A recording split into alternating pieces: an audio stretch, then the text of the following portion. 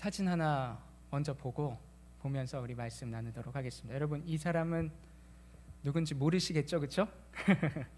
이 사람은 누구냐면 제가 여러분의 나이대 청년 시절 때 데이팅, 노 데이팅, 예스 데이팅이라는 이제 책의 저자입니다. 조슈아 해리스라는 분인데 참 그 데이트에 참 관심이 많잖아요, 그렇죠? 우리 청년 나이 때 저도 참 데이트에 관심이 많았습니다. 어떻게 하면 그 하나님의 말씀대로 데이트하면서 살 수 있을까? 그런 고민과 어떻게 하면 더 바르게 옳게 할 수 있을까? 그런 고민을 가지고 있을 때 그 책을 보면서 데이트는 주 안에서 이렇게 하면 참 좋겠다.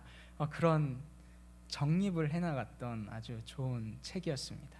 근데 이분이 누구냐면 조슈아 해리스 목사님이라는 분인데 이분이 2019년 이제 2020년 다 돼가는 해에 충격적인 발표를 한 것입니다. 뭐냐면 I am not Christian이라고 말하는 거예요. 여러분, 이 말이 무슨 말인지 알겠어요? 여기서 설교하고 있는 제가 커밍아웃 할 게 있습니다. 사실은 저는 예수님을 믿지 않습니다 하면 여러분 어떠시겠어요? 그런 거예요, 그런 거. 장호철 목사님이 갑자기 여러분 저는 예수님을 믿는 사람이 아니었습니다. 그리고 갑자기 일반 목사직을 다 내려놓고 일반 그냥 직업을 갖고 삶을 살아갔던 것입니다. 이분은 그 미국에서 대형 교회를 담임하던 담임 목사님이셨습니다. 그 규모가 한 3,000명 정도 되는 규모의 담임 목사님이었어요. 여러분 꽤 크죠, 그렇죠? 그래서 커버넌트 라이프 처치라는 교회를 담임하고 있던 목사님인데 그가 어느 날 이런 충격적인 발표를 하는 것입니다. 여러분들에게 질문을 좀 하고 싶어요. 여러분, 우리가 신앙생활을 하는데 이게 말이 됩니까? 말이 돼요? 어느 날 대형교회 목사가 수많은 사람들을 복음을 전하고 구원을 선포하고 하나님의 사람으로서 어떻게 삶을 살아가는지 책을 쓰고 저서를 내며 홈스쿨링을 지지하였던 그 목사님께서 갑자기 나는 크리스천이 아닙니다 선포하고 교회를 떠난 것입니다. 그 외에 LGBT라는 그 단체에게도 사과하는 그런 사과문도 발표하곤 했어요. 여러분 LGBT 뭔지 다 아시죠? 우리의 신앙생활은 구원은 우리의 선택에 있지 않습니다. 그러니까 구원 자체는 외적으로 전적으로 우리를 선택해 주셔서 우리 안에 믿음을 주시고 하나님을 따라 살아갈 수 있는 하나님의 자녀된 특권을 거듭남의 은혜를 우리의 어떤 행위와 행동을 통해 이루어지는 것이 아니라 전적인 하나님의 선물이라는 것입니다. 그런데 왜 이런 일들이 여러분 발생할까요? I am not Christian. 나는 그리스도인이 아니었어요. 그래서 본인의 말에 따르면 나는 성경적으로 이탈하고 싶다, 나가고 싶다, 자유를 선포한 거죠. 그래서 오늘 말씀의 제목을 저는 자율성이라고 했는데 요즘 우리 주중에 이렇게 젊은 세대는 어떠한 감성을 가지고 있냐, 어떠한 것들이 가장 중요하게 생각하느냐, 그런 담임 목사님과 우리 회장과 우리 부장 장로님과 함께 대화하는 시간을 가졌었습니다. 그때 가장 포인트가 되었던 게 뭐냐면 요즘 세대는 자율성이 가장 강조되어야 한다. 왜냐하면 아무리 좋은 것을 줘도 내가 생각하기에 그것이 좋은 것이 아니라면 그것은 쓸모없는 것이라고 생각하기 때문에. 누군가 어떤 청년께서 저에게 MG 목사라고 말해줬어요. 저도 여러분들과 같은 세대입니다. MG 목사입니다. 그래서 저도 사실 이렇게 가치 없다 느껴지면 그것에 굳이 이걸 이렇게 해야 되는가? 그게 제일 힘들어요. 내가 가치 없다 느껴집니다. 여러분, 신앙생활에 나아가는 그 지금 앉아있는 이 자리에 어떻게 신앙생활에 나아가고 계십니까? 여러분, 구원이라는 것에 대해서 한번 고민해 보신 적 있으십니까? 진지하게. 오늘 본문 말씀 우리 잘 아는 말씀입니다. 다른 복음서에서는 부자 청년이라고 이야기를 하고 있어요. 이 부자 청년은 어떠한 사람인가? 20절 말씀 보면 우리 PPT 말씀 한번 보세요. 이렇게 나와 있습니다. 내가 어려서부터 다 지켰나이다 라고 말하는 거 보니까 이 사람은 어려서부터 자신의 의지와 상관없이 태어나자마자 그냥 하나님의 자녀로 태어나 버린 거예요. 내가 신앙을 선택한 것이 아니라 부모님에 의해서 강제로 할례를 받고 부모님에 의해서 강제로 성전에 가서 기도를 하며 부모님에 의해서 강제로 어떻게 된 거예요? 성전에 나아가 예배를 드리고 부모님에 의해 억지로 안식일을 지키며 부모님에 의해 억지로 헌금을 드리며 부모님에 의해 억지로 모든 종교 생활을 했던 사람이었음이 불명합니다. 그래서 추측하기를 이 사람은 아마도 사내들인 공회의 한 회원일 것이다. 그 말은 뭐냐면 말씀을 줄줄줄줄 다 외울 정도로 율법에 박식하며 하나님의 말씀에 능통한 자라는 거예요. 어려서부터 신앙생활을 매우 잘한 사람이라는 거예요. 요즘 이 세대도 제가 이렇게 제적부를 보면 많이 그렇습니다. 가족관계 사항을 보면 홀로 이렇게 와 있는 청년들이 많이 없는 것 같습니다. 부모님들이 이렇게 다 이렇게 껴 있어요.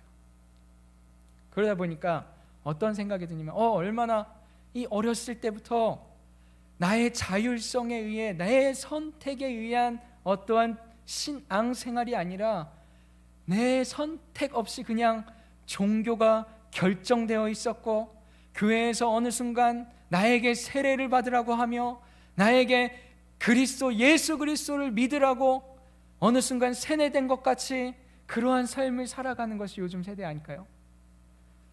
저는 여러분들을 잘 사실 이해를 하지 못합니다. 왜냐하면 저는 모태신앙은 아니에요. 저는 모태신앙이 아니라 저는 고등학교 때부터 교회를 다녔기 때문에 여러분들의 마음을 이렇게 100% 공감은 못하겠는데 여러분들의 마음을 공감하기 위해 정말 하나님 앞에 기도하고 노력을 많이 합니다. 그래서 그런지 요즘 이렇게 나와서 그냥 어떠한 특별한 하나님과의 만남과 인격적인 교제가 그런 어떠한 생각과 고민 없이 나오는 신앙생활을 종교생활을 하고 있는 분들이 너무나도 많은 것을 보게 됩니다. 여러분 어떻게 생활하시나요? 여러분 어떻게 신앙생활을 하면서 이 자리까지 오셨나요? 청년이 되었다 한다라는 것은 여러분들의 어느 정도의 의지를 가지고 이 자리에 나와왔을 거라고 생각합니다. 우리 고등학교 졸업 아직 안 하셨죠? 반가 반가워요. 우리 신입생들도 올라왔는데 이 자리에 나오기까지 여러분 얼마나 이런 고민을 해보셨습니까?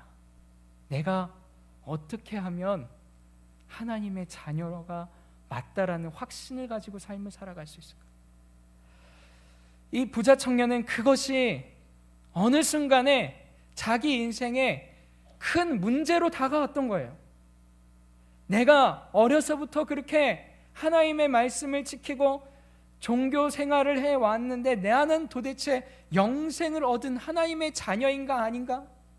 나는 구원받은 하나님의 자녀인가 아닌가? 너무나도 그 내면 안에 고뇌가 되었던 것을 볼 수가 있습니다. 그래서 우리 17절 말씀 보면 이렇게 질문하는 거죠. 예수님께서 길에 나가실 때 이 부자 청년이 달려온 거예요. 그리고 어떻게 합니까? 꿇어 앉아서 질문하는 거예요. 예수님, 제발 나의 이 신앙생활이 정립되어질 수 있게 내가 도대체 어떻게 하면 영생을 얻을 수 있습니까? 내 안에 확신이 없습니다. 내 안에 구원의 확신이 없습니다. 영생은 도대체 무엇입니까? 내가 오랫동안 그렇게 삶을 살아와도 아직까지 잘 모르겠습니다라고 질문하는 것입니다. 저는 우리 청년들에게 도전하고 싶습니다. 지금까지 고민하신 분들도 참 많이 있으시겠지만 저는 여러분들 안에 이 질문을, 이 부자 청년이 가지고 있던 이 퀘스천 마크를 여러분 한번 찍어 보셨으면 좋겠습니다. 과연 영생이란 무엇일까? 과연 구원이란 무엇일까? 도대체 구원을 얻는다라는 것은 도대체 어떠한 의미가 나한테 있는가? 나는 그러한 삶을 살아가는가?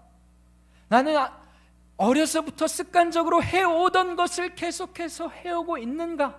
아니면 정말 가치 있고 보람 있고 내가 이것에 열정을 쏟고 내가 이 신앙생활이라는 것을 해 나아갈 수 있는 사람으로 변화되어질 수 있는가 없는가? 여러분, 그것을 점검할 수 있었으면 좋겠습니다. 이 부자 청년이 그렇게 예수님 앞에 나왔던 것입니다. 무릎 꿇어서 간절하게 질문했던 것입니다. 2023년도 이제 저와 함께 해야 합니다. 여러분들을 향한 꿈을 꾸고 있습니다. 저는 우리 청년들이 예수님 앞에 먼저 이 질문을 하셨으면 좋겠습니다. 나는 과연 영생을 아는가? 여러분, 영생이 뭔지 아세요? 영원한 생명이다 단어 자체 그런 의미가 아니에요.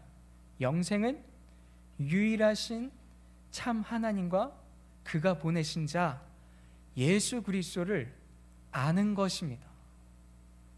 여기서 말하는 이 예수님을 아는 것, 그가 보내신 자 예수 그리스도를 아는 것이 영생이라고 요한복음 17장에 정의를 내리고 있는데, 여기서 알미란 단순한 그냥 지식적인 알미 아니에요.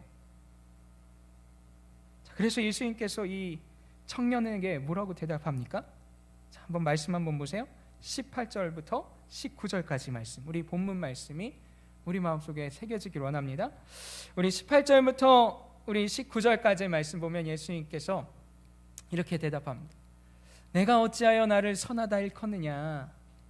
아니, 이 말은 뭐냐면 그가 생각하기에 구원을 얻는 것, 영생을 얻는 것이 어떠한 나의 선함으로, 나의 어떠한 행함으로 구원을 받는다 생각하기 때문에 예수님한테 선한 사람이다, 선한 선생님이다, 주님이 아니라 선생님이다 말을 하는 거죠. 그때 이제 예수님께서 이런 답을 주십니다. 19절 말씀 보면 내가 계명을 안다. 여러분, 이 계명이 무엇입니까? 여러분 잘 아시나요? 유초등부 때부터, 아니 영아 유치부 때부터 쭉 모태신앙이면 모를 수 없는 이 말씀 도대체 무엇인가요? 10계명입니다. 살인하지 말라, 간음하지 말라, 도둑질하지 말라, 거짓 증거하지 말라, 속여 빼앗지 말라, 뭐까지 있어요? 부모를 공경하라 하였느니라. 여러분, 이런 거 지키면서 사십니까? 이 말씀에 보면 살인하신 분 계세요? 살인하신 분 안 계시죠? 간음하지 말라, 도둑질하지 말라, 안 하면서 살 수 있어요, 그렇죠? 근데 이것에 대한 정말 참 의미를 이 사람은 모르는 것 같아요.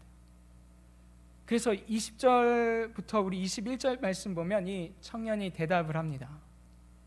뭐라고 대답해요? 그가 여짜오되 선생님이요, 이것은 내가 어려서부터 다 지켰는데요, 지금도 현재 나는 도둑질하지 않고 간음하지 않고 살인하지 않고 부모님도 공경하며 잘 살고 있는데요, 예배 잘 드리고 있는데요, 열심히 하나님께서 주신 계명들 잘 지키며 삶을 살아가고 있는데요. 그때 예수님께서 한 가지 대답을 더 하십니다. 그것은 무엇입니까? 우리 21절 말씀이죠. 내게 아직도 한 가지 부족한 것이 있으니 가서 내게 있는 것을 다 팔아 가난한 자에게 주라 라는 거예요. 여러분, 지금 예수님께서 하신 이 계명의 말씀 중에 빠진 게 뭔 것 같습니까? 10계명 중에 뭘까요? 지금 말씀 보면은 이 4계명부터 우리 10계명까지 다 있죠, 그렇죠? 다 들어가 있어요. 근데 몇 계명부터 몇 계명이 없습니까? 내 부모를 공경하라까지 있잖아요, 그렇죠? 뭐가 없어요? 1계명부터 3계명까지가 없는 거예요, 지금. 예수님께서 말씀하신 거죠. 그럼 여러분 질문하겠습니다. 1계명부터 3계명은 무엇인가요?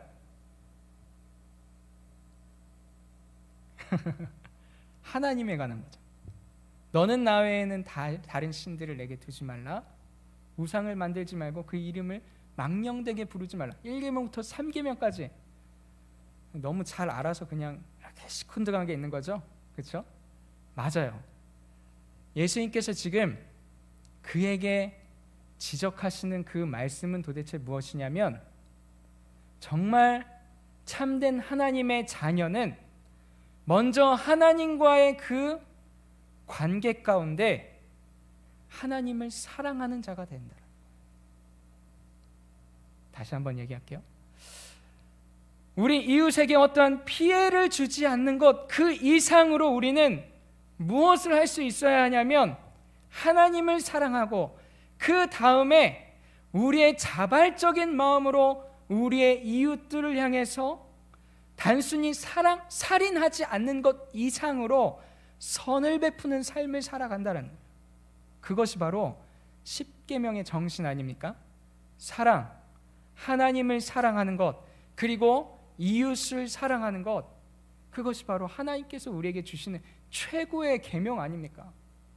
근데 여러분, 이 계명을 지켜야만 영생을 얻는 것이 아니라 지금 그 부자 청년에게 질문하는 거예요.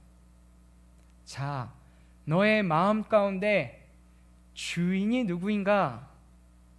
너의 마음 가운데 지금 너가 가장 우선순위로 두고 있는 그 주인은 무엇인가?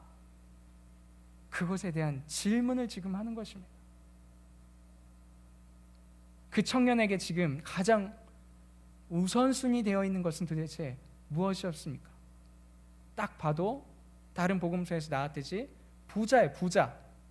부가 그의 가장 우선순위 된 삶의 기준을, 삶의 모든 패턴을, 삶의 모든 그 행동을 가치 있게 만들고 삶을 살아가게 하는 동력은 그에게는 무엇이었느냐? 돈이었다라는 것이죠. 저는 우리 청년들에게 질문하고 싶습니다. 여러분들의 삶에 가장 가치 있는 것은 무엇입니까? 가장 가치 있는 것. 누군가가 아무리 좋다고 해도 내가 받기에 그것은 쓸데없는 것은 가치를 두지 않잖아요. 그렇죠? 저도 그렇다고 했죠. 우리의 삶에 가장 가치 있고 보배가 되고 가장 귀한 것은 무엇입니까? 그 우선순위에 따라서 우리의 삶이 변화되는 것입니다. 그것이 대학이면 그 대학의 삶에 맞춰져서 나의 삶이 구성이 되는 거예요. 직장입니까? 그렇다면 그 직장을 중심으로 나의 모든 삶이 다 바뀌는 거죠. 나의 우선순위가 연애입니까? 그럼 연애 중심으로 모든 것이 어떻게 돼요? 다 그것에 포커스를 맞추게 돼 있어요. 모든 우선순위에서 밀려나요. 그것이 먼저 할 수 있게끔 다 맞춰지는 삶을 살아가는 것입니다. 나의 우선순위가 여행입니까? 그 여행에 따라서 나의 모든 삶에 포기할 부분을 포기하며 그것을 향해 달려가는 삶을 살아가는 거예요. 공부입니까? 공부라면 만약에 재수하시는 분들은 없길 바랍니다. 재수를 한다면 어떻게 돼요? 모든 삶의 우선순위에서 공부에 포커스가 맞춰지는 것처럼 우리의 삶의 우선순위를 돌아봐야 한다는 거예요. 예수님께서는 지금 이 부자 청년에게 그것을 지적하는 거예요. 너의 우선순위, 너가 가지고 있는 그 우선순위를 과연 나를 위해서 버릴 수 있겠느냐? 여러분, 질문해 볼게요. 우리가 생각하기에 가장 가치 있는 그것을 하나님께서 그래, 원우가 너가 가장 가치 있게 생각하는, 너가 가장 사랑하는 것, 그거 제발 좀 버려주고 나를 따라와 볼래? 그렇게 말씀하신다면 여러분, 그거 버리면 망할까요? 안 망할까요? 생각을 하고 있는 거죠. 너가 생각하고 있는 그 가장 좋은 것, 그거 버리고 지금 나를 따라봐. 예수님에 대한 바른 인식을 가진 사람이라면, 아니 하나님에 대한 바른 지식이 있는 사람이라면 아마도 힘들지만 버렸을 것입니다. 왠지 아십니까? 우리 하나님께서는 말씀으로 이 우주 만물을 창조한 전능하신 하나님이시기 때문이에요. 원우가 너 통장에 있는 잔고 다 싹 다 비워봐. 만약에 하나님께서 저에게 그런 직통 계시를 주고 다 비우고 나서 그거 어려운 사람들, 가난한 사람들에게 다 나눠주고 나서, 그리고 나서 나한테 한번 예배 드려볼래? 라고 하나님께서 말씀하신다면 제 망할까요? 제가 그런 적이 있었습니다. 언제냐면 싱가포르에서 저는 유학 생활을 했습니다. 한 4년 반 정도 유학 생활을 했습니다. 정말 찌질하고 가난하게 살았습니다. 아내랑 함께 살았는데 우리 어떤 자매에게는 간증을 했는데, 맥도날드 들어가서 햄버거 2불짜리가 있는데 그 2불짜리 햄버거 먹는 게 유일한 낙이었어요. 근데 어느 날 아내가 맥플러리 먹고 싶다라는 거예요. 여러분, 맥플러리가 얼마인지 아세요? 그 당시에 햄버거가 2불짜리 햄버거가 있는데 4.7불이었습니다. 2배가 넘는 가격이었어요. 그래서 제가 화를 낸 적이 있어요. 햄버거 2개를 사 먹을 수 있는 가격인데 맥플러리 먹는다고? 그렇게 찌질하게 가난하고 힘들고 어렵게 산 적도 있었습니다.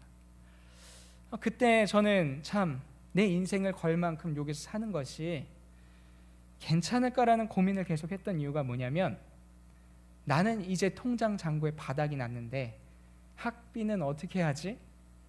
그런 고민을 했어요. 딱 간지 한 1년 지나고 나서 완전 다 바닥이 났을 때 내가 가지고 있던 돈이, 우리 전능하신 하나님께서 어떻게 하셨을까요? 자, 그래, 너의 통장 잔고는 이제 바닥이 났으니 이제 너는 한국으로 컴백 하는 것이 아니라, 하나님께서 저를 어떻게 인도해 주셨냐면, 우리 싱가포르 한인교회라는 교회가 있었습니다. 지금도 아직도 존재하고 있는데, 그 교회에 전도사님으로 오셨던 어떠한 분이 우리 학교에 관심을 가지고 이렇게 보고 싶어 했던 거예요. 그래서 그분이 한국 사람이니까 제가 한국 사람인 것을 알고 제가 그냥 가이드를 한번 해준 적이 있어요. 그때 그렇게 가이드를 해주고 나서 그냥 인사하고 헤어진 게 끝이에요. 근데 어느 날 오피스에서 연락이 온 거예요. 나 학비를 못 내고 있는 줄 알았는데 학비가 해결이 됐다라는 거예요. 왜? 나는 돈을 낸 적이 없어요. 그랬는데 어떤 분이 학비를 다 내주고 가셨습니다. 그런 거예요. 나는 한국에 짐 싸고 가려고 했는데, 그런 생각이 들어요. 도대체 누군가? 근데 그 만났던 그 전도사님께서 나의 학비를 해결해 주고 간 거예요. 왜요? 나중에 지금 물어보니까 괜히 나를 보는데 학비를 내주고 싶었대요. 이상하지 않나요? 우리 하나님을 따라서 우선순위를 두고 삶을 살아가다 보면 망할 것 같아요. 끝날 것 같아요. 하나님께서 이거 해봐! 했으면 그냥 순종하면 되는데 우리 머릿속에서는 계속 계산을 하는 거예요. 아니, 내가 여기서 살려면 요만큼의 어느 정도의 재정은 있어야 되고 일을 못하는데 하나님께서 나의 부모님이 부잣집도 아니고 어떻게 해야 되지? 그런 거 여러 가지 계산하면 있을 수 있겠습니까? 아니, 그냥 순종해 봤더니 그냥 기대하지 않아도 그냥 하나님께서 채워주시는 거예요. 청년 여러분, 하나님께서 우리의 마음에 질문을 하세요. 너 정말 나를 따를 마음이 있니? 너 정말 나를 따라서 신앙생활에 볼 마음이 있니? 그때 우리 삶 가운데 요구하는 요구사항이 때로는 굉장히 훅 들어올 때가 있다라는 거예요. 자, 지금 하고 있는 학교 그만둬봐. 왜? 지금 다니고 있는 직장 그만둬봐. 왜? 지금 만나고 있는 그 사람 포기해봐. 예? 그럴 수 있어요. 꼭 그렇다는 게 아닙니다. 근데 여러분, 그것을 우리가 하나님께서 분명한 사인과 하나님께서 분명한 말씀을 주셨을 때 망할까요? 안 망할까요? 절대로 망하지 않습니다. 하나님께서 그 말씀하시는 그 길이 나를 향한 최상의 길이라는, 최고의 길이라는 거예요. 이 땅에서의 삶을 살아가는 데 있어서 최고의 가치 있는 인생으로 나를 끌고 간다라는 거예요.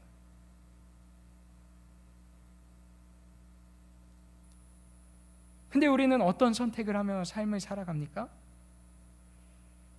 우리 21절과 22절 말씀을 이렇게 연달아서 보면 이렇게 나와 있습니다. 예수님께서는 그를 보고 너무나도 사랑하신대요. 그리고 내게 아직도 부족한 것이 있다, 그렇게 말씀하신 거죠. 예수님께서 그 사람이 어떤 선택을 할지 알았을까요? 몰랐을까요? 전능한 하나님이기 때문에 알았을 것입니다. 그럼에도 불구하고 우리 하나님께서 인격적인 하나님이라는 것은 도대체 무슨 말이냐? 우리에게 신앙의 자율성이 있다라는 것은 도대체 무슨 말이냐? 그 사람은 어떤 선택을 합니까? 22절 말씀. 그 사람은 재물이 많은 거로 이 말씀으로 인하여 슬퍼하는 것입니다. 슬픈 기색을 띠고 근심하면서 절대로 포기하지 않는 거예요. 이건 난 못 나요. 이걸 어떻게 포기하라고요? 신앙생활을 위해서 주님을 따르기 위해 구원 아직 보이지도 않는 것을 따르기 위해서 나한테 이거 포기하라고요? 마음은 슬프지만 그렇게 못하겠습니다. 가버리는 것입니다. 우리가 날마다 이런 삶의 반복을, 우리의 이런 신앙생활을 하고 있지는 않습니까?